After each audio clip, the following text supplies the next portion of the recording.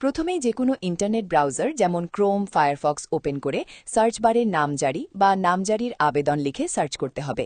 প্রদর্শিত ফলাফল থেকে প্রথম লিঙ্কে ক্লিক করে নির্ধারিত ওয়েবসাইটে প্রবেশ করতে হবে। ওয়েবসাইটে প্রবেশের পর আবেদনের সর্বশেষ অবস্থা দেখুন অপশনে ক্লিক করতে হবে। এরপর আপনার বিভাগ নির্বাচন করে নির্দিষ্ট বক্সে আবেদন নম্বরটি লিখতে হবে। কিছুক্ষণ পর একটি পপ আপ প্রদর্শিত হবে। সেখানে আবেদন করার সময় ব্যবহৃত জাতীয় পরিচয়পত্র বা এনআইডি নম্বর লিখতে হবে। দুঃখুন বক্সে প্রদত্ত সংখ্যার যোগফল লিখতে হবে।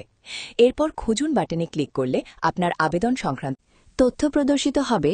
প্রদর্শিত পেজে ডিসিআর ফি অপশন থেকে ক্লিক করতে হবে। এরপর নতুন পেজে গিয়ে অগ্রসর হন বাটনে ক্লিক করলে পেমেন্ট গেটওয়ে চালু হবে। পেমেন্ট গেটওয়েতে বিভিন্ন মাধ্যম যেমন নগদ, বিকাশ ইত্যাদি থেকে আপনার পছন্দমতো একটি নির্বাচন করতে হবে।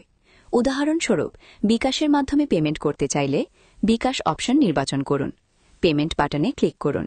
বিকাশ নম্বর লিখে কনফার্ম করুন। প্রাপ্ত ওটিপি লিখে নিশ্চিত করুন।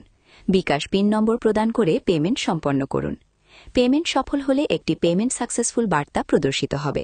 কয়েক সেকেন্ড পর পেমেন্ট সংক্রান্ত বিস্তারিত তথ্য সহ একটি পেজ দেখা যাবে, যা পেমেন্ট সম্পন্ন হওয়ার প্রমাণ। পেমেন্ট সম্পন্ন হওয়ার পর পুনরায় আগের মতো নামজারি পেজে গিয়ে বিভাগ নির্বাচন, আবেদন নম্বর, এনআইডি নম্বর ইত্যাদি তথ্য দিয়ে আবার খুঁজুন বাটনে ক্লিক করতে হবে। এরপর প্রদর্শিত পেজটি নিচে স্ক্রল করলে ডিসিআর ডাউনলোড, খতিয়ান ডাউনলোড অপশন দেখা যাবে। প্রয়োজন অনুযায়ী সংশ্লিষ্ট অপশনে ক্লিক করে ডিসিআর বা খতিয়ান ডাউনলোড ও প্রিন্ট করা যাবে। গুরুত্বপূর্ণ তথ্য। অনলাইনে নামজারির খতিয়ান সাধারণত ৩ মাস পর্যন্ত সংরক্ষিত থাকে। এই সময়ের মধ্যে গ্রাহক একাধিকবার ডাউনলোড ও প্রিন্ট করতে পারবেন।